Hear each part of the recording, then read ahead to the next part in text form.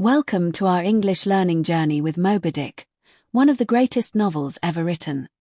By following this story, you'll improve your vocabulary, listening skills, reading comprehension, and understanding of real English used in classic literature. At the end of each chapter, you'll find comprehension questions to help you practice and test your understanding. If you enjoy learning English through stories, please like this video, subscribe to the channel, and turn on notifications so you never miss a new chapter. Now, let's begin our adventure with Moby-Dick.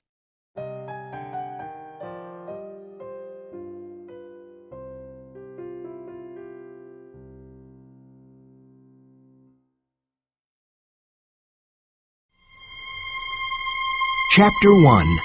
The Spouter Inn. Call me Ishmael. Some years ago I set out to sea, having little money and nothing particularly interesting to do on shore. I thought I would sail around the world. Whenever I feel like a cold, wet November morning, and I start following funerals, then I know it's time to go back to the wide open sea. It always makes me feel better, because the sea is magic. It has always been magic. It is an endless source of life and mystery. When I go to sea, I always go as a simple sailor and never as a passenger. Why should I pay when I can get paid for my work? I certainly don't mind taking orders from an old sea captain. And if I have to clean the decks or mend a sail, so what? It's good, honest work, and I don't mind it. The men you meet at sea are both good and bad, and I always try to get along with them. It's wise to be friendly with the people you have to live with on a ship. But the main reason I want to go to sea is the great whale. I want to be with those who hunt this mysterious monster. I put a shirt or two into my bag and left for New Bedford, Massachusetts. That's where you go to find a whaling ship. I didn't know much about the town, and it was late and cold when I arrived. I walked up and down the dark streets, looking for a place to stay. Finally, I saw a small light near the docks, and an old sign swinging back and forth in the cold wind of the night. The Spouter Inn, Peter Coffin. Coffin? What a name for an innkeeper! But it was a cold night, and I had nowhere else to go. The inn was a strange old place, and one part of it leaned to one side. I stood there looking at it for a while. Oh, stop worrying, I thought. You're going whaling soon, and that's a hard life. So I entered the Spouter Inn. It was a small, dark place, and the wind howled through the old building. The first thing I saw was an old painting of a ship in a storm, and a giant whale jumping out of the water. It was trying to destroy the ship. The other sailors in the inn sat at a long table, drinking and talking. I found the landlord, Peter Coffin, and asked him for a room. "Sorry," he said, "but there's nothing left. Every bed is taken. But if you don't mind sharing a bed with a harpooner, then you have a bed." "Who is he?" I asked nervously. "He's not here now," said the landlord. "But if you're going whaling, you had better get used to this sort of thing." "Well, all right," I replied. "I'll share a bed with any decent man." "Good," said the landlord. "You want some dinner? Just sit down and it'll be ready soon." I sat down in the cold inn and waited for dinner. There was no air and no heat, just a few candles. The landlord said he couldn't afford wood. After dinner, I wanted to go to bed, but I was worried about the harpooner I didn't know. "What kind of man is this harpooner?" I asked the landlord. "Why isn't he here?" "Oh, he's out trying to sell his head." "What?" I said, thinking it was a joke. The landlord and the other sailors started laughing. He's sold the other 4 already, and now he's trying to sell the 5th. Maybe he's a cannibal. I don't know, but he pays on time, and that's all I care about. I was very tired and not interested in nonsense. I just wanted to go to bed. So I went up to the harpooner's room, which was cold and dark. The man's things were all over the room. A huge harpoon, an old sailor's bag, and fish hooks. Who was this man? I got into bed and tried to sleep, but the mattress was terribly uncomfortable. I soon heard the door open and saw a huge man with a candle in one hand and a human head in the other. So this was the harpooner. The light of the candle lit up his face, and I was very surprised. I suddenly felt cold. I had never seen anyone like him before. His skin was a purplish yellow, and his face and body were covered with strange tattoos. There was no hair on his head, except for a single lock of black hair.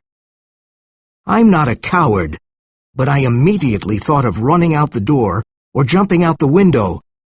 I was so scared that I thought the devil himself had entered the room that night. The harpooner got undressed, lit a small fire, and said some kind of prayer to an evil-looking black doll he had pulled out of his pocket. Then he got into bed. "Who you?" cried the harpooner in a deep voice, lifting his tomahawk.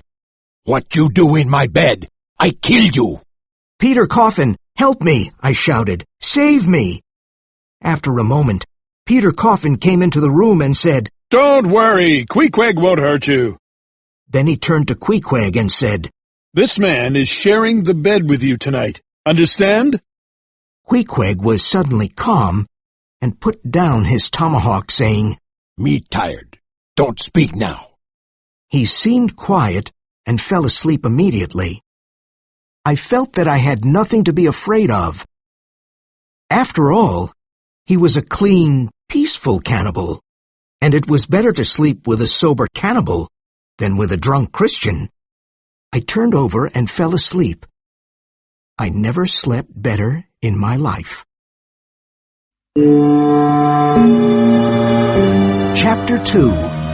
The Pequod. Bright sunlight entered the room the next morning, and I could hear the sound of carriages and people outside. Queequeg was shaving with the head of his harpoon. I thought this was very strange, but later I learned that harpoons were very sharp. Queequeg did not say much, but he was gentle and polite, and we soon felt like old friends. We went down to breakfast together and saw many other whalers having breakfast. I had some bread and butter with a cup of hot coffee, but Queequeg only ate beefsteaks, and plenty of them. After breakfast, I wanted to go to church. I didn't think Queequeg was interested in going to church, but to my surprise, when I got to the chapel, Queequeg was there. Almost every sailor visits the whaleman's chapel before sailing. As we waited for the Reverend, I read some of the memorials to sailors lost at sea. They all began with, "Sacred to the memory of." I read one memorial that made me tremble. "Sacred to the memory of the late Captain Ezekiel Hardy, who was killed by a sperm whale off the coast of Japan, August 3rd, 1833. I wanted to hunt and kill whales, but I didn't want whales to hunt and kill me. Would I have the same fate as Captain Hardy? I was pleased to see the Reverend go to the pulpit. It was a strange pulpit because it was built like the bow of a ship, and the Reverend climbed up to it on a rope ladder. Father Mapple was the Reverend's name, and he was loved by all the whalers. He had been a whaler himself many years ago when he was younger. Today, his sermon was about Jonah, who was swallowed by a whale. Very appropriate, I thought, and frightening. We returned to the Spouter Inn and sat in front of a warm fire. I sat there watching Queequeg thoughtfully. In spite of his strange color and tattooed face and body, he was a dignified, pleasant person. You can't hide a man's soul, and under all those tattoos, I could see a simple, honest heart and a kind soul. Here was a man far away from home, in a world so different from his own, who was serene and peaceful. He looked wild, and yet I began to feel mysteriously attracted towards him. I'll try a pagan friend, I thought, since Christian friends were often quite disappointing.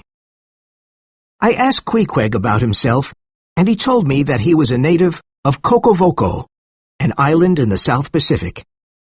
He was related to the royal family there, but he did not want to be a king one day.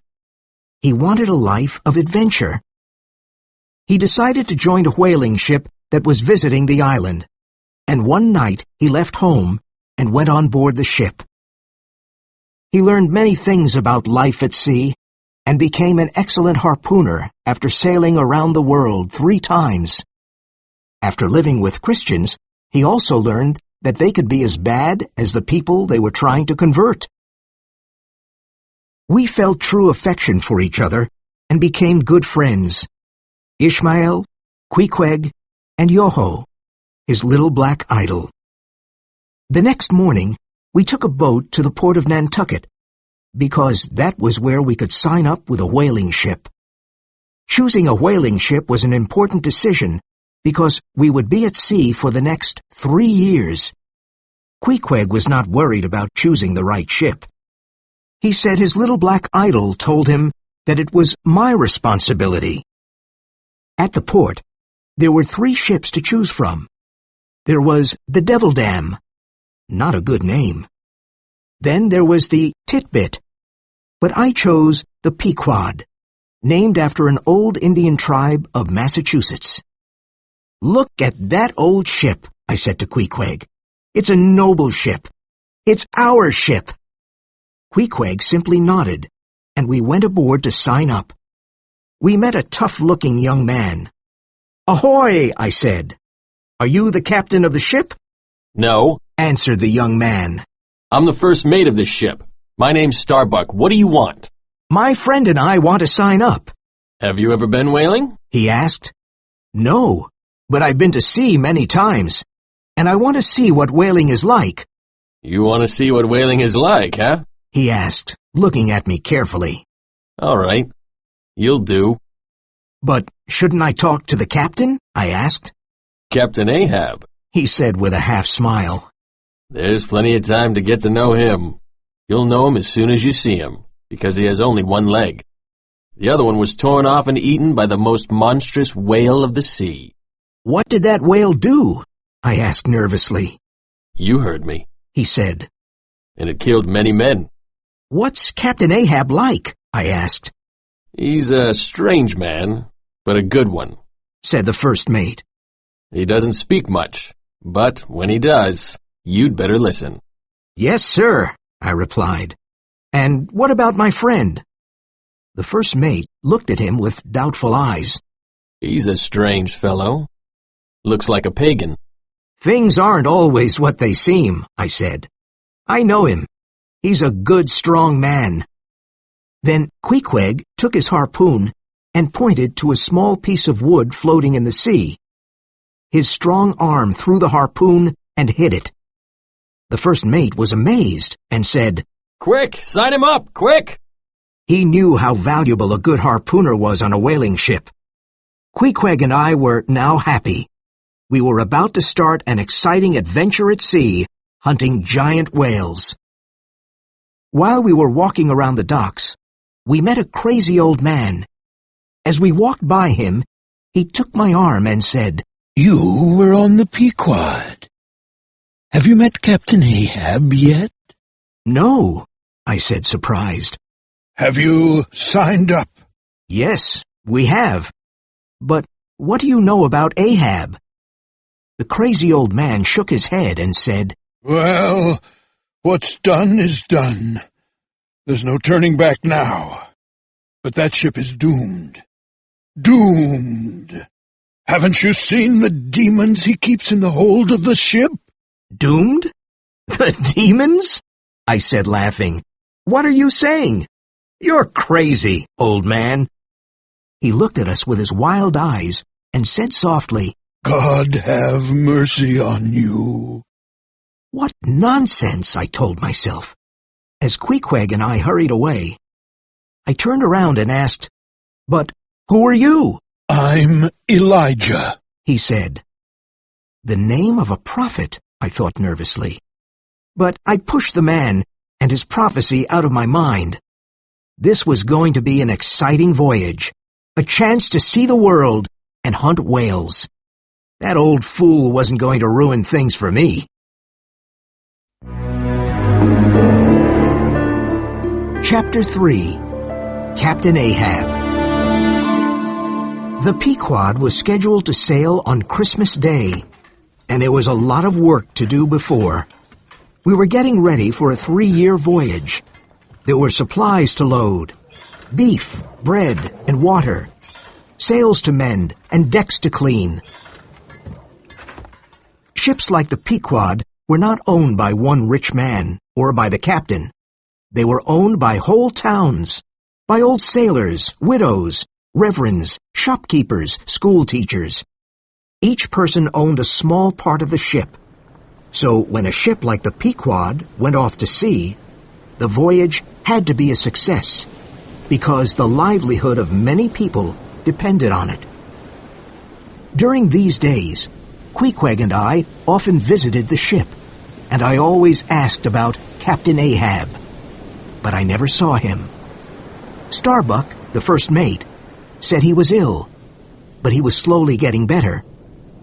We sailed from Nantucket on a cold Christmas morning, and I had still not seen the mysterious Captain Ahab. The longer he stayed in his cabin and remained invisible, the greater our surprise and curiosity. We heard him, though. At night, as we were swinging in our hammocks trying to sleep, we could hear Captain Ahab walking up and down on the deck above us. He made a strange sound when he walked, because he had a peg leg. One night, I heard Starbuck say, Why don't you rest, Captain? My men can't sleep with the noise of your peg leg. Ahab's answer was loud and clear. Why should they sleep? Do I sleep? The sound of my leg will make them dream about whales. I didn't know what to think, but the words of the crazy old man Elijah kept coming back to me. Starbuck was a Quaker from Nantucket, and a good, honest man. He was tall and quite thin, but very strong. If you looked into his eyes, you could see all the dangers he had faced in his life at sea. He was a quiet individual who faced dangers calmly, and he was patient and understanding with his men. I won't have a man on my ship who isn't afraid of a whale, he often said. He knew what enormous damage a whale could do. He didn't want heroes on the Pequod. He only wanted good men who were aware of their opponent's strength. He knew from experience that a fearless man was more dangerous than a coward. Stubb, the second mate, was a cheerful man from Cape Cod who laughed at everything. Even while chasing a whale, he remained calm and relaxed. His pipe was never far from his lips, and he kept a dozen of them near his hammock. Flask, a short, robust young man from Martha's Vineyard, was the third mate. For him, whale hunting was a big joke, and the whale was just like an enormous water rat. Flask had fun chasing whales around the world. Starbuck, Stubb, and Flask were much more than just mates on the Pequod. If Ahab had been a medieval king, they would have been his knights, and the harpooners would have been his squires. Each mate commanded his own whaleboat with sailors when he went out to chase the great whales, and each mate could choose his own harpooner. Starbuck chose Queequeg as his personal harpooner. Tashtego, a strong, muscular American Indian from Martha's Vineyard, was Stubb's chosen harpooner. He had long, black, shiny hair and came from a tribe of great hunters. He had replaced his bow and arrow with a harpoon. The third harpooner was called Dagu, a gigantic black man who wore a huge gold earring in each ear. His physical power was impressive. The other members of the crew came from all over the world, from the Azores, Greenland, the Shetland Islands, and Wales. And so we set off on Christmas morning, thinking about what would happen during this long 3-year voyage. I was proud to be on the Pequod with these brave whalers and happy to be learning this honorable profession. Several days passed as we sailed through the icy dark waters of the North Atlantic. But we had not seen Captain Ahab yet. He remained in his cabin. Then one morning, I looked up at the deck, and there he was. Captain Ahab at last. His tall, strong body looked like it was made of bronze. He was all dressed in black, except for his white peg leg, a grim figure. His face, wrinkled after years of sun, wind, and seawater, was long and without expression. It was ruined, too, by a long scar that ran from his forehead down his cheek and neck and disappeared under his collar. Did the scar go all the way to his feet? There were rumors that the scar had been made during a battle at sea. I learned that the ship's carpenter had made the peg leg from the bone of a sperm whale. Ahab placed his peg leg in a special hole on the quarterdeck. This kept him balanced when the ship was in rough waters. In spite of his peg leg, Captain Ahab stood straight and looked ahead. His face showed immense pain. He spoke to no one, and no one spoke to him. After standing for a while on the deck, he went back to his cabin. As the weather got better, and the ice and icebergs were behind us, we saw more and more of our captain. When we started sailing in tropical waters, the hard, icy expression on his face seemed to melt. Chapter 4. The Gold Coin. The days and nights passed, and we went about our business. One of my duties was to stay at the masthead and look out for whales. Our masthead was not closed like a nest. It was open, and in bad weather, it was difficult to stay there. One night, while I was on the masthead, I could see Ahab walking back and forth on the deck. He never seemed to sleep. He just walked. And that night, his peg leg made an awful noise. He seemed to be nervous and angry, and I wondered why. The next morning, I found out why. I heard Starbuck call, "All hands on deck!" and the crew rushed onto the deck, wondering what had happened. The moment I saw the captain, I knew something was wrong. The pain and anger in Ahab's heart were slowly coming out. He put his peg leg into the hole in the deck, and when he was perfectly balanced, he cried out, "Tell me, men, what do you do when you see a whale?" "Shout out, sir!" cried the crew, looking up at the captain. "Good," he cried. "Then what?" We lower the boats and go after him!" Ahab looked at us with fierce satisfaction and suddenly pulled out a large gold coin. "Here is a Spanish gold coin, a $16 piece. Do you see it? Mr. Starbuck, give me the hammer." He placed the shiny gold coin on the main mast and put a nail through it. The big gold coin was now on the mast and shone in the sun. "Whoever sees the white whale first will get the gold coin," cried Ahab. "Hurrah!" cried the men. "Now, listen to me. This is not an ordinary white whale. The whale I'm looking for is a white-headed sperm whale with a wrinkled brow and a crooked jaw. There are 3 holes in its tail and a twisted harpoon in its hump. That's my harpoon." He paused and looked at our excited faces. Remember, it's a white whale I want. White! I must have it! Look carefully for it! Even if you see a bubble of water, shout out, and if it is the whale I'm looking for, the gold coin is yours. The crew cheered again and stared at the shiny gold coin. Yay! Captain Ahab, Said Tashtigo. is that white whale called Moby-Dick? Yes! Shouted Ahab fiercely. Do you know the white whale then, Tash? Yes. Replied Tashtigo. He has a strange way of diving. I know him too. Said Dagu. His spout is big and looks like a fountain. I saw him. Said Queequeg. He has many harpoons in his body. A strange smile crossed Ahab's face. A crazy, evil smile that scared me. Yes, you've seen him. You've seen Moby-Dick. Captain Ahab, Said Starbuck, looking at the captain cautiously. wasn't this the whale that took off your leg? Who told you that? Asked Ahab, his smile disappearing. Yes, Starbuck. It was Moby-Dick who took off my leg. It was that horrid white whale. And he let out a cry like a hurt animal. Ah!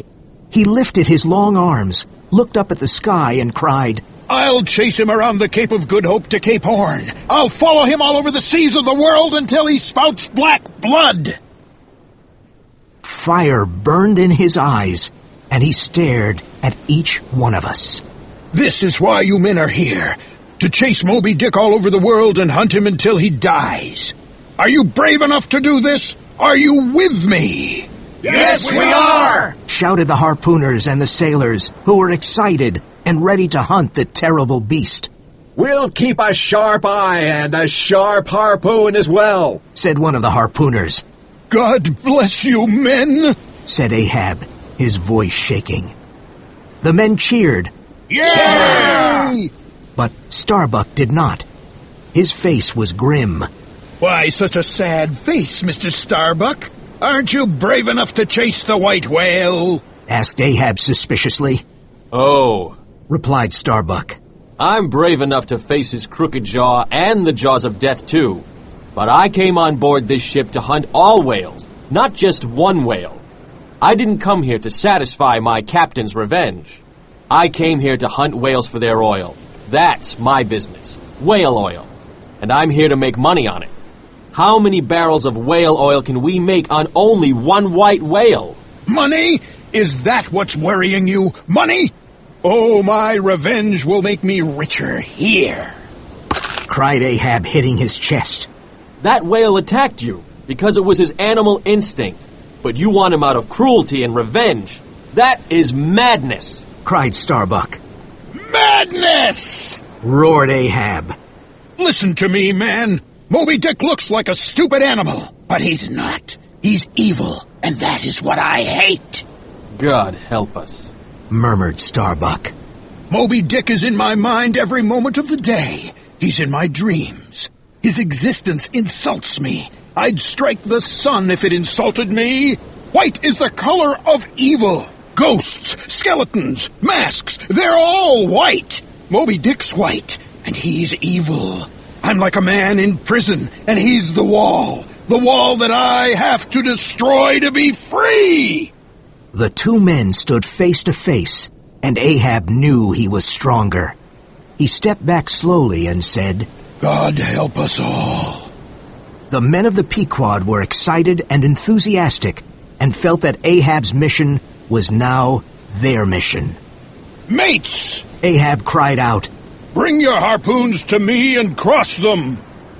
Starbuck, Stubb, and Flask brought their harpoons to cross them in front of Ahab. Now swear this. Death to Moby-Dick. God hunt us all if we don't kill Moby-Dick.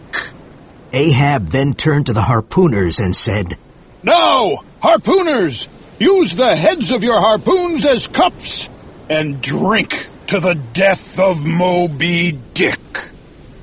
Before going to his cabin, Ahab turned back and said to all of us, Remember that you have all made a promise. I trembled at the thought of what had happened. Captain Ahab was madness itself, and we had sworn to his madness. I, Ishmael, was one of that crew, and my shouts had gone up with the rest. I had sworn too. Chapter 5. There She Blows. Ahab knew that as captain of the Pequod, he had another task, which was not his personal revenge. He had to bring back whale oil, because that was the purpose of the voyage. That meant we had to kill other whales, not only Moby-Dick. We all kept our eyes open for any whale, and the days passed slowly and easily. Then one day, as I was helping Queequeg make a mat, I heard Tashtego, who was high up on the masthead of the ship, cry, "There she blows! There! There!" We all looked up, and in the distance we saw several sperm whales that were blowing as regularly as a clock. My first whale! This was the moment I was waiting for. Each member of the crew knew what he had to do, but there was still a lot of confusion and running around. My heart was beating hard and fast. I looked at the whales in the distance. Was one of them Moby-Dick? But no, Moby-Dick always swam alone. I was relieved, because I didn't want to meet him my first time out. It was almost time for the whale hunt that I had been waiting for. The harpoon boats were lowered into the sea, and this was the beginning of the adventure. But just as I was getting into my boat, I saw them. 5 extra whaling men appeared out of nowhere. I had never seen them before. Who were they? Where did they come from? They were not ghosts, but real men. They must have spent all of this time in the hold. Could they be the demons Elijah was talking about? Perhaps Elijah was right. These were Ahab's demons. If Elijah was right about the demons, then what else was he right about? 4 harpoon boats were lowered into the water instead of 3. Ahab and his crew of expert whale killers rowed far ahead of the other 3 boats. The rowers had great power in their arms, and they were very determined. I learned later that one of these men was a Persian called Fedallah, Ahab's personal harpooner. He was tall and dark, and wore an old black Chinese jacket, black trousers, and a white turban on his head. He was a mysterious figure. The other 4 looked like natives of the Philippines. Starbuck was the master of my boat, and he stood at the stern and shouted his orders. I suddenly felt afraid and confused away from the ship. I was at eye level with the sea, and there was fog and mist everywhere. This was the whale's world, and I was in it. Everything at that moment seemed impressive to me. How could these men possibly hunt and kill the biggest creature in the sea? The 3 boats moved forward, and Starbuck, Stubb, and Flask were telling their men to row faster and faster. I was rowing as fast as I could, but I noticed that there was a lot of competition between the boats and the mates. And, of course, the Filipinos were far ahead of us. The whales swam as fast as we rowed. They were like arrows shooting through the dark water. Would we ever reach them? "Come on, men!" shouted Starbuck. "Get those muscles moving!" I wanted our boat to be the first to reach the whales, but my back and legs started hurting. Then a storm arrived from the north, and it started raining hard, and the waves grew bigger, so it was harder to row. I had never rowed in such an angry sea with the waves crashing into our little boat.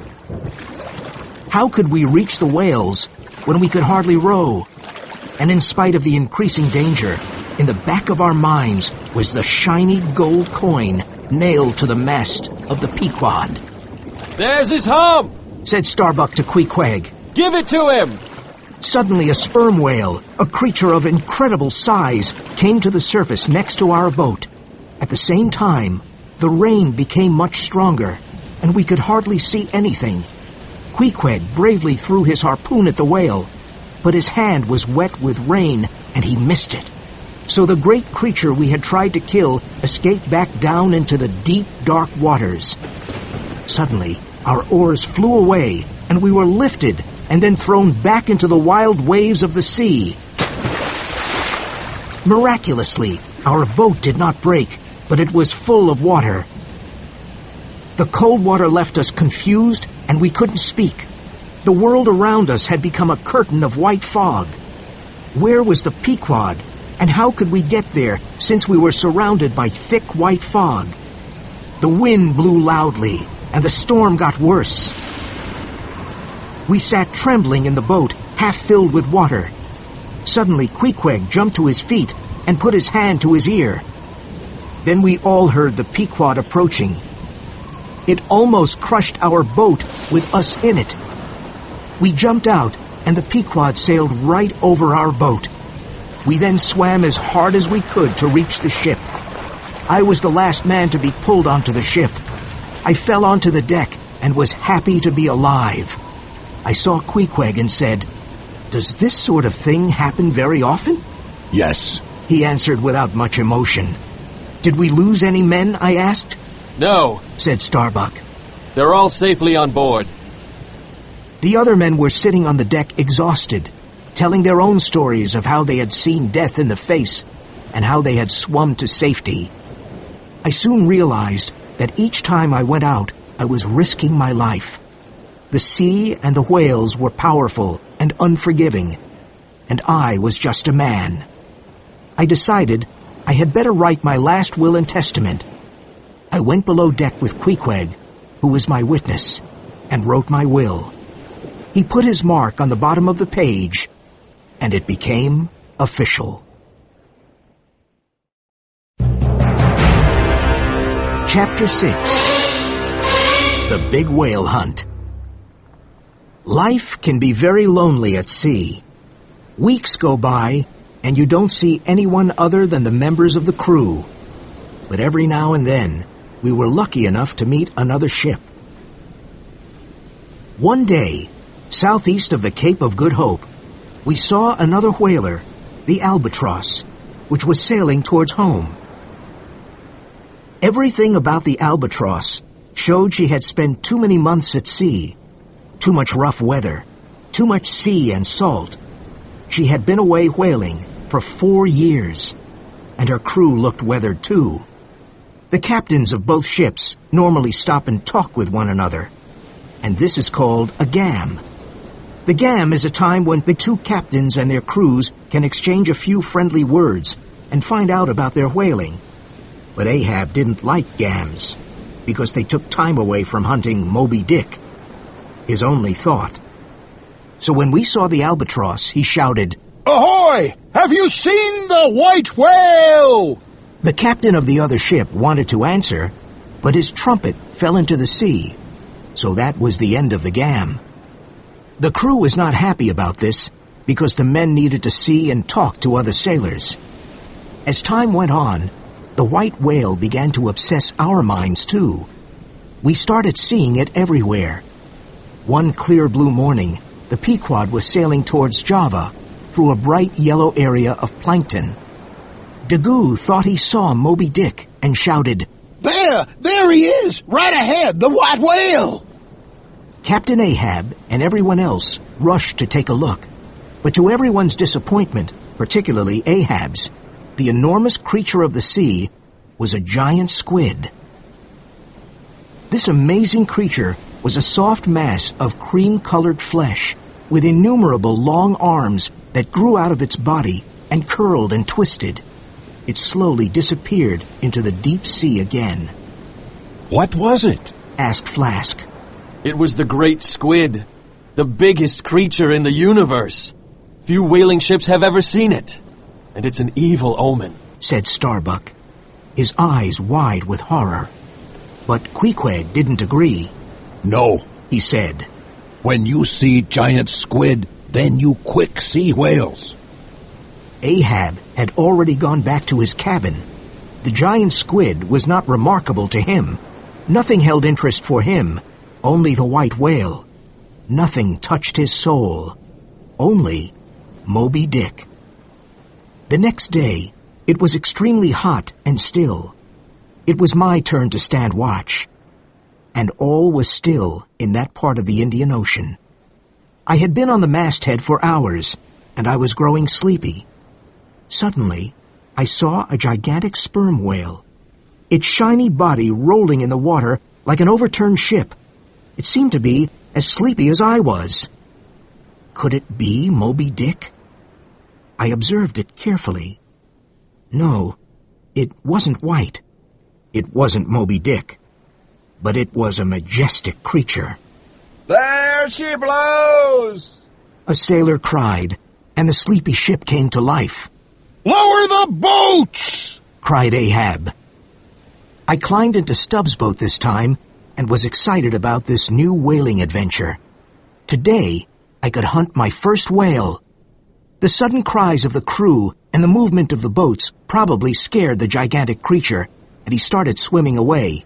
He spouted majestically a few times, and then suddenly he lifted his tail 40 feet into the air and sank into the deep water. There he goes under, Cried Stubb with his pipe in his mouth. Don't hurry. Take it slowly. We're almost on him now. We rowed with all of our strength. Stand up, Tashtego. Cried Stubb. Give it to him now. Tashtego's muscular arm threw the harpoon, and it struck the whale perfectly. The harpoon was attached to a long rope on the bottom of the boat, and the rope started flying out of the boat, following the harpoon. It burned as it passed through our hands. Stubb stood up and held the rope. Wet the rope. He cried. Wet the rope. Now we were attached to the whale, and our boat flew through the water as he swam away, desperately trying to get free. Each man held tightly to his seat. Then Tashtego and Stubb took their harpoons. We got closer to the whale, and Stubb threw his first harpoon at the whale, and then a second one, and then another. The whale swam more slowly now, and we brought the boat closer. The whale's life was almost over, but he tried to escape and survive with all the strength he had left.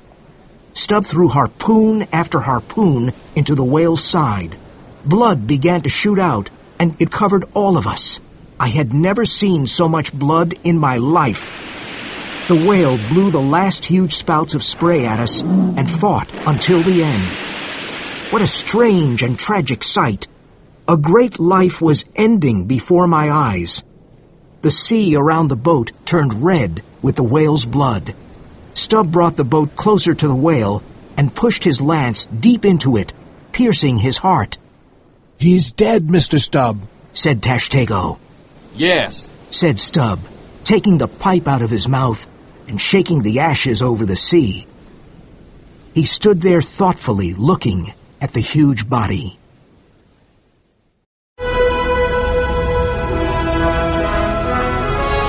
Chapter 7. Whale Oil. We had finally killed our first whale, but our work had just begun. Now we had to bring the huge corpse back to the Pequod and cut it up. 18 men pulled the whale with 3 small boats. The job was difficult and tiring. We worked hard for hours, but it never seemed to end. When it was dark, we were still pulling the dead body back to the boat. 3 lanterns hanging from the Pequod helped us find our way back to the ship. As soon as we reached it, Ahab looked at the whale with disappointment, because it was not Moby-Dick. Tie him up for the night. He ordered angrily and went back to his cabin. Is that all he can say? Said Stubb. Oh, who cares? This was a big day for me. And he laughed. Nothing could make Stubb sad. All right, men. Starbuck shouted. Tie up the whale. We were exhausted after the whale hunt, but we did not stop to rest. We got the heavy chains and started working. First, we tied the head of the whale to the stern of the ship and the tail to the bow. The huge body now rested alongside the Pequod. Tomorrow we can begin cutting up the whale, said Stubb with satisfaction. That night, he had whale steak for dinner. After Stubb's dinner, Queequeg and another sailor went on deck and saw that sharks were beginning to eat the dead body of the whale. They were tearing violently at the whale's flesh. Blood flowed freely from the corpse. "Put lanterns up over whale," said Queequeg to me. "Light up water and whale." I immediately hung 3 lanterns on the ship. Their warm yellow light shone on the dead whale and the Red Sea. Dozens of hungry sharks attacked the corpse, and its blood attracted more sharks. It was a terrible spectacle. "They're eating our whale!" I cried. Queequeg and the other sailor were lowered on platforms on the side of the ship and started hitting the sharks with their harpoons. The 2 men attacked and killed many of the sharks, and finally the hungry creatures started eating each other. This went on for hours.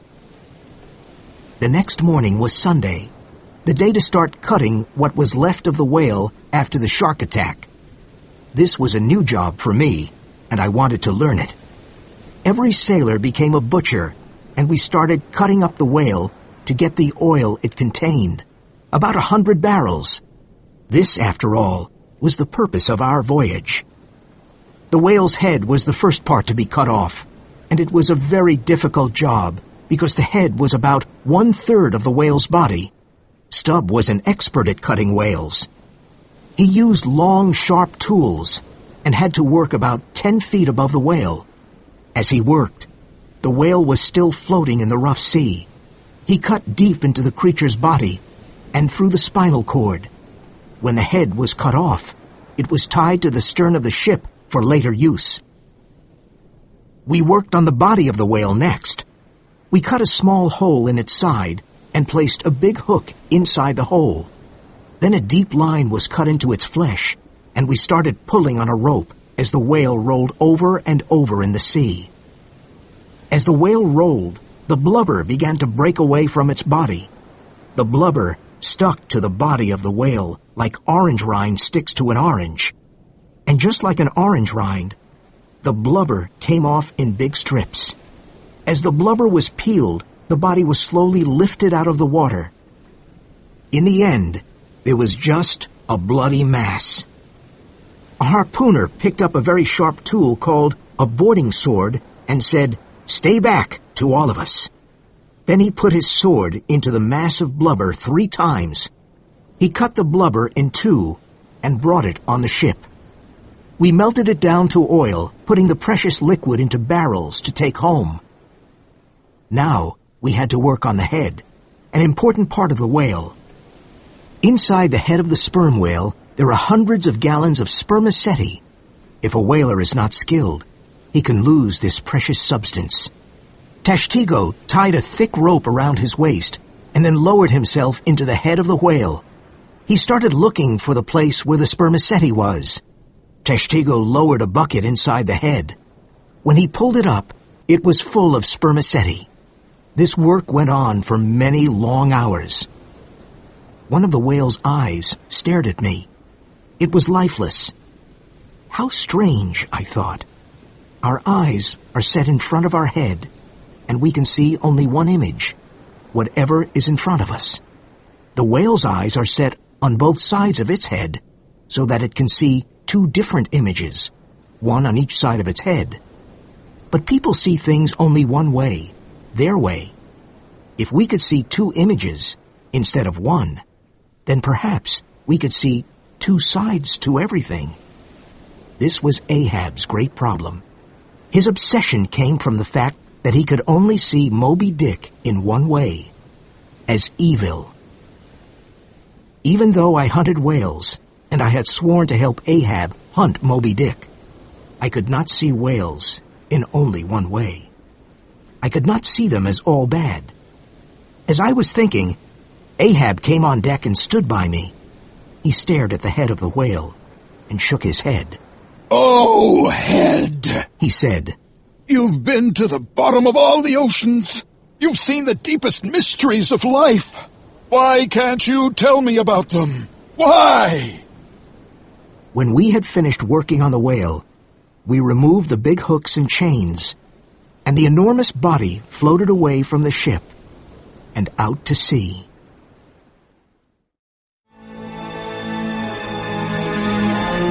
Chapter 8. Queequeg's Coffin. The months passed, and we continued hunting whales.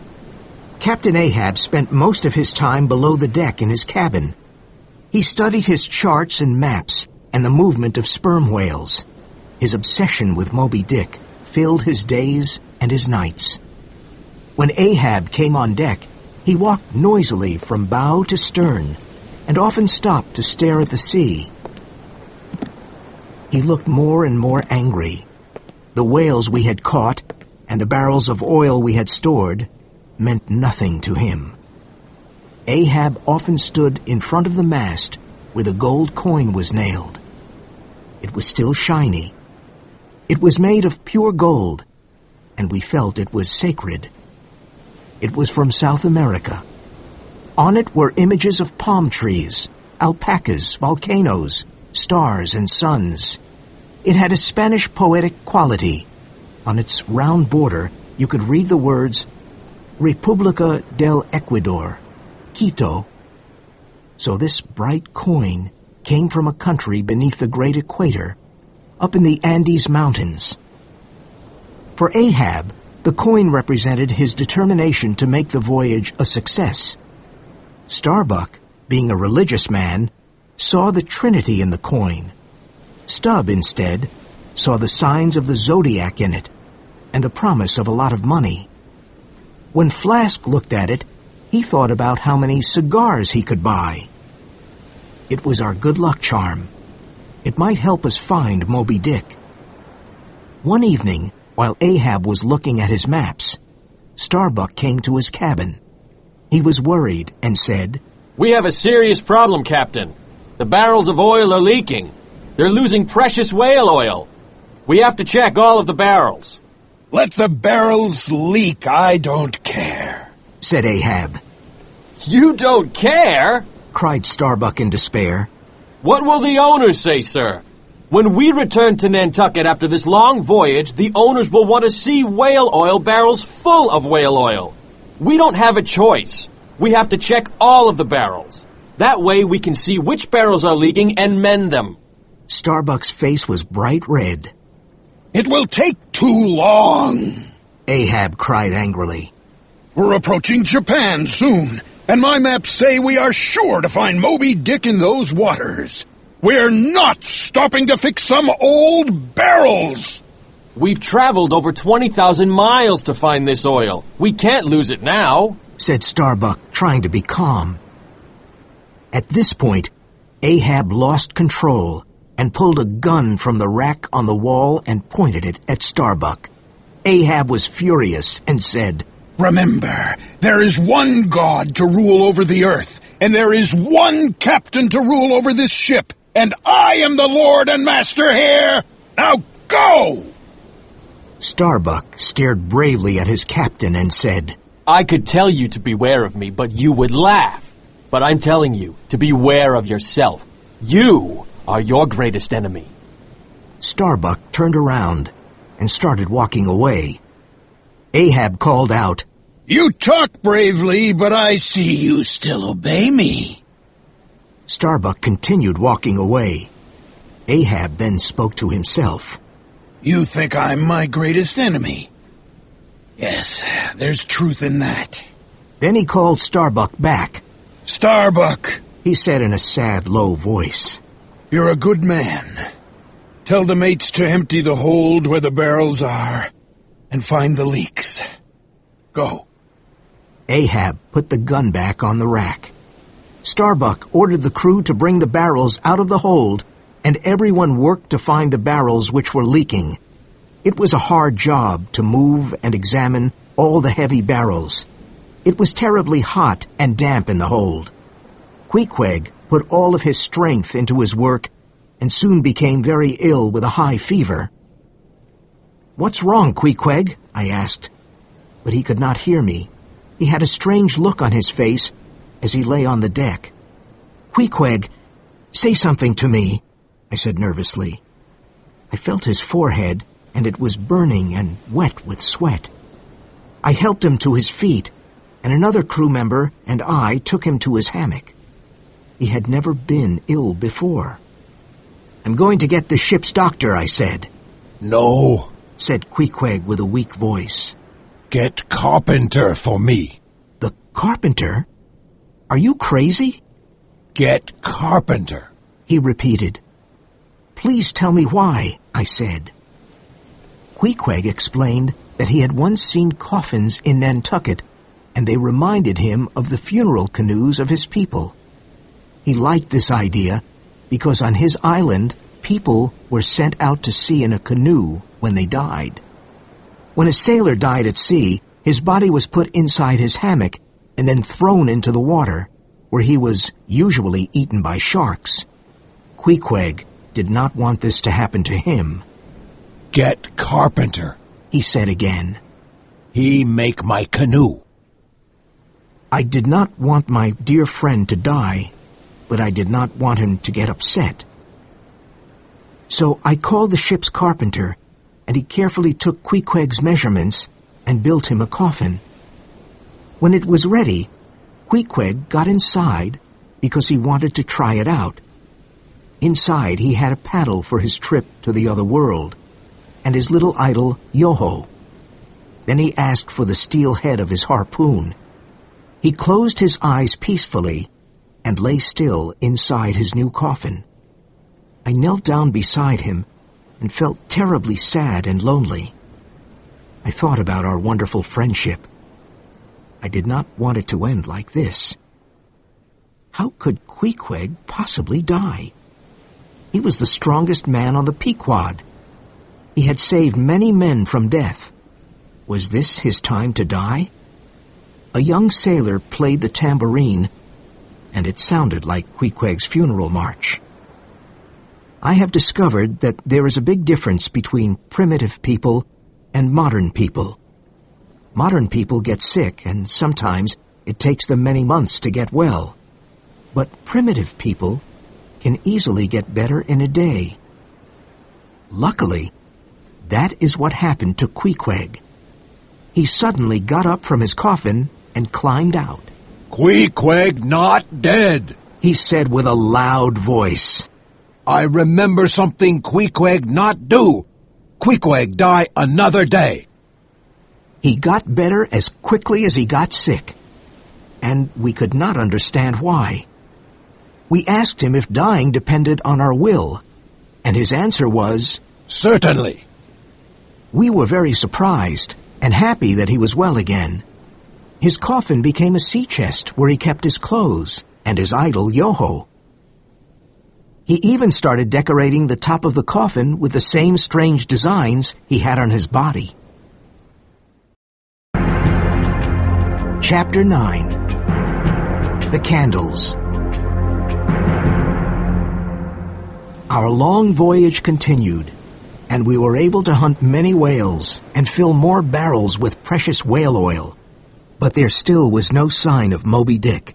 Whenever the Pequod met another whaling ship, Ahab's question was always the same.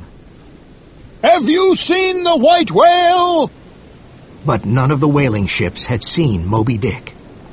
East! Shouted Ahab. We must sail east. He's there, in the Japanese Sea. We sailed east to the middle of the Japanese Sea, and the wind started blowing hard, and the sea became rough. Black clouds appeared on the eastern horizon, and that night there was the worst storm I had ever seen. The thunder and lightning never seemed to stop. The Pequod was in the middle of a terrible typhoon, and I didn't think we could survive. It rained violently, and the ship was thrown in every direction.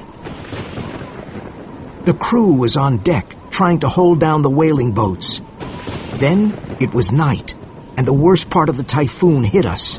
The violent wind and rain tore the sails and broke the masts, and the towering waves flooded the deck.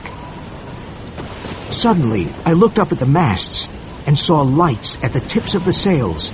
They looked like candles. The sailors stood close together and stared in amazement at the fire that danced in the sky. This is a bad omen. A very bad omen, said Starbuck nervously.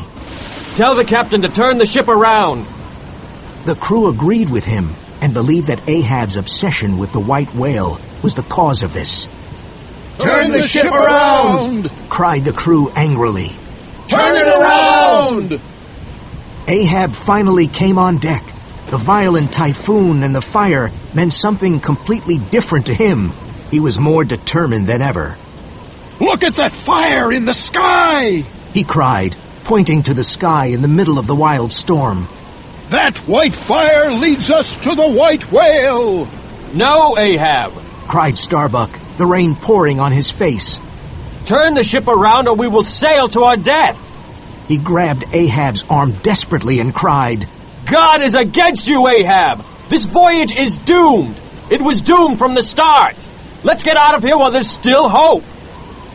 Ahab was not listening, and he moved away from Starbuck. He shook his fist at the fire. Oh, great fire! Shouted Ahab. I burn with you! You light the way to the white whale! I am not afraid! Look at your boat, Ahab! Cried Starbuck as the frightened crew stared at their captain. The storm has almost destroyed it, and your harpoon is burning! Ahab went to get the burning harpoon and waved it among the crew like a torch. If any man turns this ship around, I'll put this harpoon through his heart! Shouted Ahab fiercely. Remember, you all swore to hunt the white whale with me, and we will hunt it. We are in this together, and we will not turn back. No storm can stop me. No one can stop me. He's mad! Said Starbuck to the crew. He's afraid of nothing and no one, not even God! The typhoon continued most of the night, but the next morning the sea was calm again, and the sky was clear.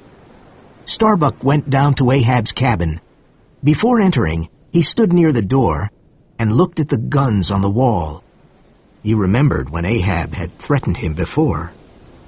If I take a gun and kill this madman, he thought, I could take the Pequod home and save the lives of all the men on this ship. I'll see my wife Mary and my little boy. How can I stop this madman? I know it's wrong to kill. Isn't there another way? I could make him a prisoner until the ship reaches a port. But he could be worse than a tiger in a cage. No! Only a fool would make Ahab a prisoner. Oh, God, help me. If I let him live, we will all die. Thousands of miles from our home. What shall I do? Great God, help me! Starbuck stood in front of Ahab's cabin, trembling, and then returned to the deck.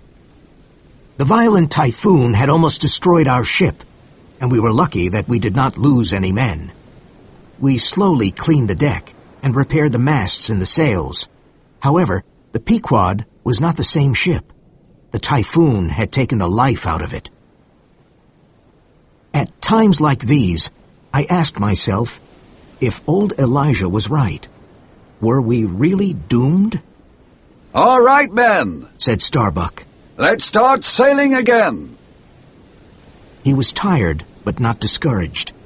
He knew we had a job to do, and he worked as hard as any member of the crew. One day, Starbuck called the crew. All hands on deck! What's the problem? Asked Stubb. There's a ship approaching! Replied Starbuck. Hurrah! Hurrah! Cheered the crew happily. We had not seen another ship in a long time, and we hoped to receive some news from home. We all ran to the deck. Ahab did not like these gams because they took time away from his hunt for Moby-Dick. When the two ships were almost side by side, I could see the name of the visiting ship. She was the Rachel. Ahab asked the same thing every time there was a gam. Have you seen the white whale? He shouted. The captain of the Rachel shouted back. Yes, yesterday. Ahab was overjoyed. Then the captain asked, Have you seen a whaleboat? No, I haven't, shouted Ahab. In a minute, the captain of the Rachel came aboard the Pequod, and Ahab recognized him because both captains were from Nantucket. Where was he? Asked Ahab excitedly. You didn't kill him, did you? Tell me! No, replied Gardner, the captain of the Rachel. Ahab was relieved because he wanted the white whale all for himself. The captain of the Rachel then looked at Ahab with a strange expression. 3 of our fastest whaling boats went out to hunt him, but he escaped, and we lost some of our men. One of those men is my son. I must find him. You'll help me, won't you, Ahab? I'll pay for your time, anything you ask. But please, Ahab, join in the search. Help me find my son. Together, we can find him. Gardner's mouth trembled, and there were tears in his eyes. My son is lost with the other men on the boat. I know he's somewhere in these seas, and he's alone. I can almost hear him cry for help. Please, Ahab, help me find my lost son. Ahab stood as cold as stone. I would do the same for you if your son were lost. I won't go until you say yes, Gardner cried. So Ahab has a son and a wife, I thought. I could hardly believe that such a man had a family at home, waiting for his return. Captain Gardner, I won't do it. I have no time for such matters. The white whale is near, and I must hunt him. I'm sorry about your problem, but I can't help you. Gardner was very disappointed and returned to his ship. We could not believe what we had just heard. Ahab had lost all humanity. What had he become? But none of us could say a word. The 2 ships went their separate ways, the Pequod to hunt the white whale, and the Rachel to find Gardner's lost son. After a few days, Ahab was on deck staring at the blue, cloudless horizon while Starbuck stood next to him. Oh, Starbuck, said Ahab. It's such a beautiful day. My first day at sea, 40 years ago, was like this. 40 years have passed. 40 years of whaling. When I think of the life I've led, the hard work, the loneliness, the hunger and thirst, the hot and cold. I married my wife between voyages, and have been away from my family most of the time. Starbuck, look at me. Do I look as old as I feel? Starbuck was amazed by Ahab's words, and so was I. Oh, my captain! Cried Starbuck hopefully. You have a heart after all. I have a wife and child too. Oh, Ahab, let's go home to our families. Let's go back to Nantucket. Turn the ship around. Ahab looked at the sea and asked, What is it that drives me on? Is it me, or is it God? Is this my fate? Must I hunt the white whale? He paused for a moment, and then cried. No! Ahab must go on. The white whale is my fate. Starbuck had lost all hope. Ahab was a victim of his madness. Chapter 10. Moby-Dick. It was the night of the beautiful day, and Ahab was on deck, sniffing the sea air, trying to catch the smell of a whale. Suddenly, his eyes glowed like fire, and he cried, I'm going up to the masthead. I smell the white whale. The crew pulled him up in a kind of basket to the masthead, and then we heard a cry. There she blows! There she blows! A hump like a snowy hill! It's Moby-Dick! The coin is mine! It was fate! None of you could see him, only I! Ahab had seen the white whale before anyone else, and the gold coin was his. But I saw him almost at the same instant that Captain Ahab did, and I cried out, said Tashtego. None of you saw it when I saw it! No! The gold coin is mine! Moby-Dick is mine! Cried Ahab. Lower me quickly, Mr. Starbuck! Lower 3 boats! And lower mine too, Mr. Starbuck. I stared at the sea and couldn't believe what was happening. As the whale rose, we could all see every wrinkle on his huge white forehead, his crooked jaw, his mouth, and every twisted harpoon on his milk-white back. Ishmael! Called Starbuck. Help us lower the boats! We lowered the boats, and we were in the water for the biggest hunt of our lives. Ahab was in his boat with his personal harpooner, Fedallah, and his crew of Filipinos. A flock of seagulls flew over the white giant as he swam joyfully in the green-blue sea. Was this gentle giant the killer of so many men? Perhaps he sensed the approaching danger because he suddenly disappeared deep into the sea. He's sounded! Shouted Ahab excitedly. But he'll come back, and when he does, I'll be ready for him! We all waited. The sea looked like glass, and nothing moved. An hour passed, and there was still no sign of the white whale. We continued waiting, but nothing happened. Ahab leaned over his boat and stared into the depths of the sea, and I did the same. I was sure we had lost the white giant because I could see nothing but blackness. But Ahab saw something, a small white spot deep in the water. He continued staring at it, and the white spot grew bigger. A huge, frightening shape was coming up from the depth of the ocean. It rose directly under Ahab's boat. We saw the huge mouth coming out of the sea like an open tomb. Moby-Dick suddenly broke the surface of the water, and Ahab's boat was thrown into the air.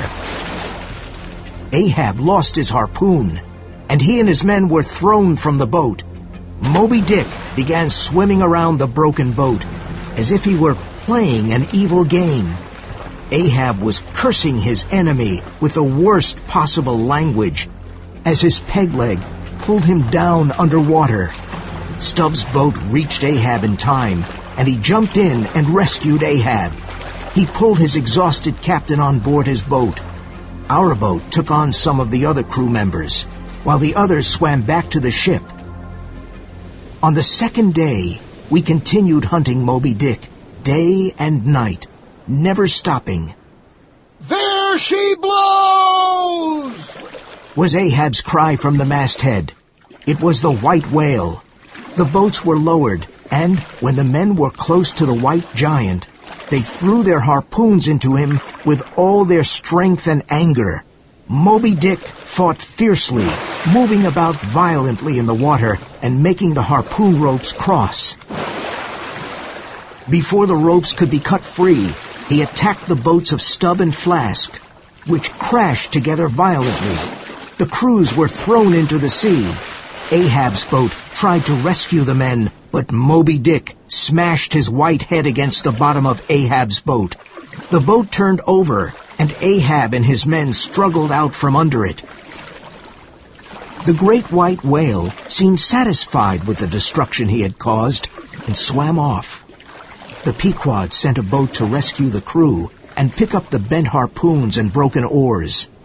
Fedallah had disappeared, and many men were hurt. Ahab's peg leg was broken, and only one sharp piece was left. No bones broken, I hope, sir? Said Stubb, worried. Even with broken bones, old Ahab is ready to fight the whale, the captain cried. No white whale, no man, no devil can touch old Ahab. Get the other boats ready, Mr. Starbuck. I'll circle the world 10 times, yes, and in the end, I'll kill him. The sun set, and through the long hours of the night, everyone was working on the new boats and the new harpoons, while the ship's carpenter was making Ahab a new leg. The morning of the third day was beautiful and calm. Ahab was up in the masthead again, but there was no sign of Moby-Dick. Suddenly, we heard Ahab's voice. There she blows! On the horizon, a white iceberg rose out of the sea. It was Moby-Dick. My legs felt weak with fear, but the rest of me was alive with excitement. On Starbuck's face, there was nothing but fear of what would happen. I could see the whale moving about violently in the water. He seemed to be warning us to stay away. But we did not stay away. Ahab was ready to hunt the white whale. "Oh, Captain!" cried Starbuck. "It's not too late to go back! Even now on the third day! Moby-Dick doesn't want you! You want him!" Lower the boat! Was Ahab's command. When his boat got close to the white whale, we saw a terrible sight. Fadala's dead body tied to Moby-Dick's side with the ropes of his own harpoon. When Ahab saw him, the harpoon dropped from his hand. Fadala! He cried, I can see you again, and you have gone before me. Where's the whale? Has he gone down again? Moby-Dick moved forward with all his strength. I will turn my body from the sun, Ahab shouted. I will give myself to you. You may destroy everything, but you will not conquer me. I will kill you with my hate. Ahab grabbed his harpoon and threw it into Moby-Dick's white flesh with all his anger. But the rope that held the harpoon to the boat caught Ahab's neck. And as Moby-Dick swam forward at great speed, the rope pulled Ahab out of the boat in an instant. Ahab was gone. Suddenly I cried out in panic. Moby-Dick was swimming towards the Pequod. He wanted to destroy it with all his blind anger, and he did. He smashed into the ship's side, and the crew were sent to their deaths. Within seconds, the Pequod began to sink. But the white whale had not finished his work of destruction. The whale attacked the sinking ship again. Ahab and the Pequod went down to the great depths of the sea together. The waves rolled by as they had always done. Epilogue. The drama's done. I, Ishmael, was the only person who survived the last voyage of the Pequod. After the ship had sunk, Queequeg's coffin came to the surface, and it floated. I swam to the coffin and held on to it for a day and a night. It saved my life. The sharks and the seabirds did not bother me. On the second day, I saw a ship sailing towards me. It was the Rachel, whose captain was looking for his lost son, and found me instead. Reading comprehension questions. Moby-Dick. 1. What is the primary reason Ishmael decides to join a whaling voyage? A. To earn a large fortune quickly. B. To escape boredom and find meaning through adventure. C. To search for a missing sailor. D. To become a ship captain. Answer.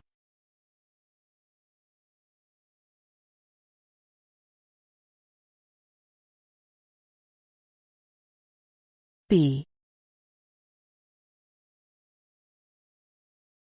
2. Why is Ishmael initially afraid of Queequeg?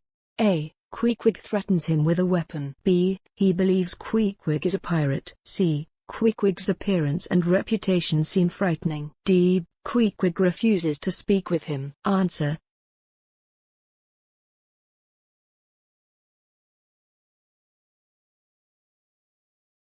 C. 3. What warning does Elijah give Ishmael and Queequeg before they sail?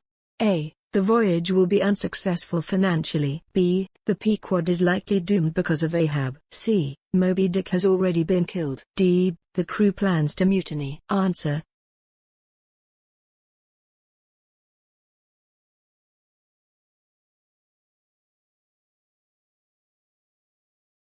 B. 4. Why does Ahab nail a gold coin to the mast? A. To celebrate a successful whale hunt. B. To improve crew morale. C. To reward the first sailor who spots Moby-Dick. D. To pay the crew in advance. Answer.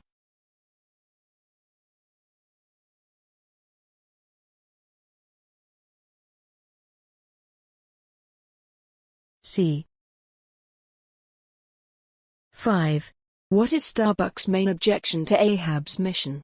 A. It is too expensive. B. It ignores the ship's commercial purpose and risks lives. C. The crew lacks experience. D. Moby-Dick is impossible to find. Answer.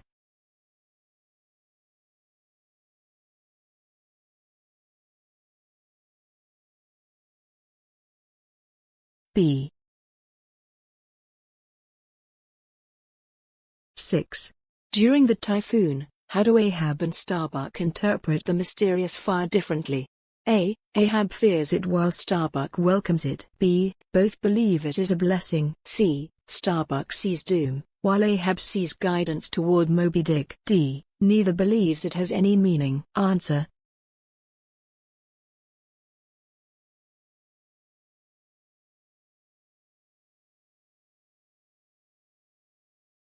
C. 7. Why does Ahab refuse Captain Gardner's request for help? A. He dislikes Gardner personally. B. His ship is badly damaged. C. He believes the search would delay his pursuit of Moby-Dick. D. He does not trust the Rachel. Answer.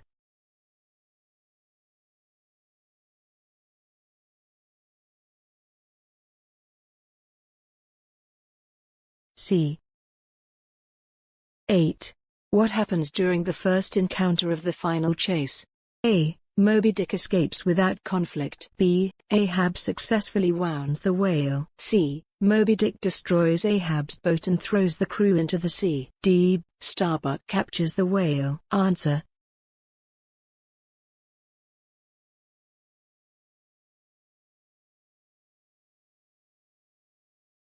C.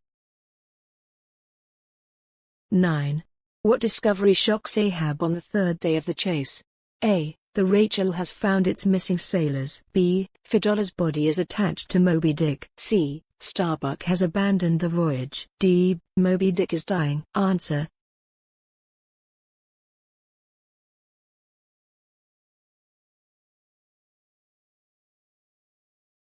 B.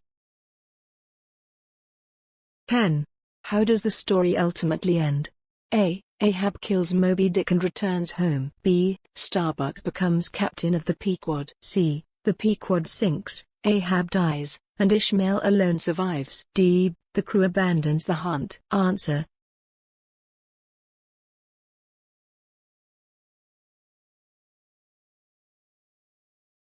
C. True, false questions. Moby-Dick 1. Ishmael survives the destruction of the Pequod. Answer. True. 2. Queequeg comes from a royal family. Answer.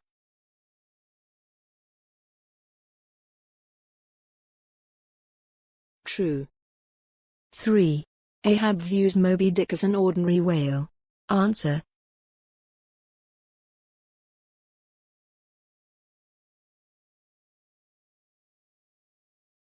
False. 4. Starbuck fully supports Ahab's desire for revenge. Answer.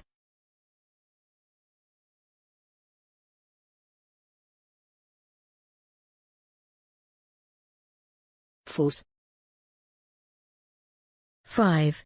The mysterious fire during the storm frightens the crew. Answer.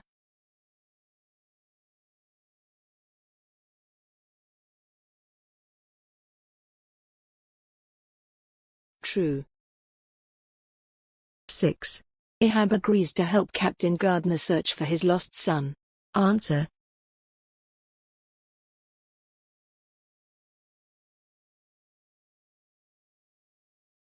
False. 7. Fidola disappears during the final pursuit of Moby-Dick. Answer.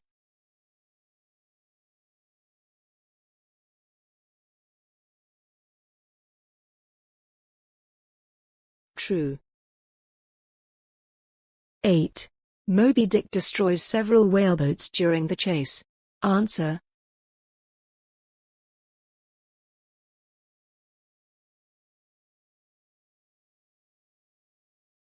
True. 9. The Pequod survives the final battle. Answer.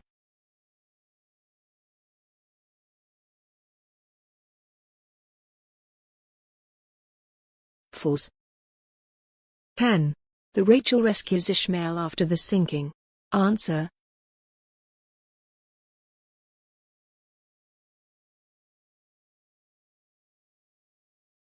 True. Open-ended questions. 1. How does Ishmael's attitude toward different cultures change through his friendship with Queequeg?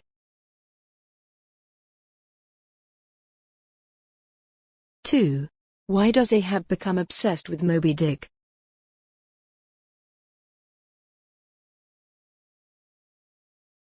3.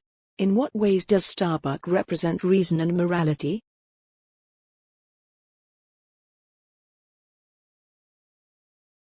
4. How does the sea function as more than just a setting in the novel?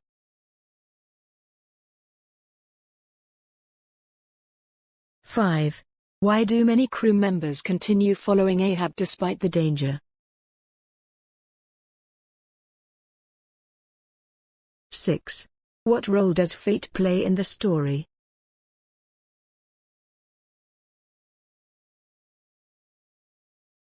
7. How does Ahab's refusal to help Captain Gardner reveal his character?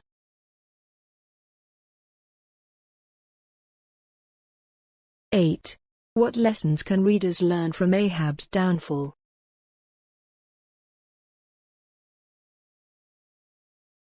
9. If Starbuck had taken control of the Pequod, how might the story have ended differently?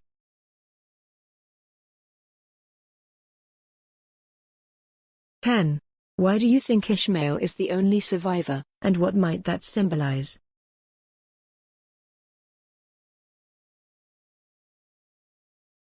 1. Obsession. An unhealthy fixation on something. Ahab's obsession with Moby-Dick consumed his life. 2. Revenge. Harm done in return for harm suffered. Revenge became Ahab's only purpose. 3. Harpoon. A spear used to hunt whales. The harpoon struck the whale's side. 4. Voyage. A long journey by sea. The Pequod began its long voyage. 5. Doom. A terrible fate or disaster. Elijah warned of the ship's doom. 6. Typhoon. A violent tropical storm. The typhoon nearly destroyed the Pequod. 7. Omen. A sign believed to predict the future. The strange fire was seen as an omen. 8. Masthead. The top platform of a mast. Sailors watched for whales from the masthead. 9. Humanity. Kindness and concern for others. Ahab seemed to lose his humanity. 10. Fate. A force believed to control events. Ahab believed the whale was his fate. 11. Determination. Firm resolve to achieve something. His determination never weakened.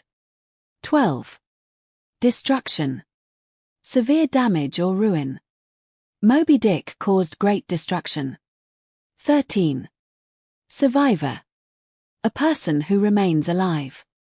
Ishmael was the sole survivor. 14.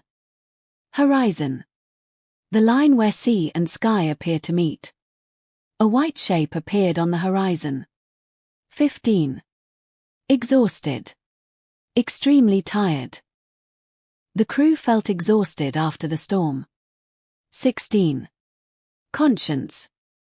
A person's sense of right and wrong. Starbuck struggled with his conscience. 17. Prophecy. A prediction of future events. Fidalawa's prophecy haunted Ahab. 18. Solitude. The state of being alone. Ahab reflected on years of solitude. 19. Vengeance. Punishment motivated by revenge. Vengeance blinded Ahab's judgment. 20. Perseverance. Continued effort despite difficulty. The crew showed perseverance throughout the voyage.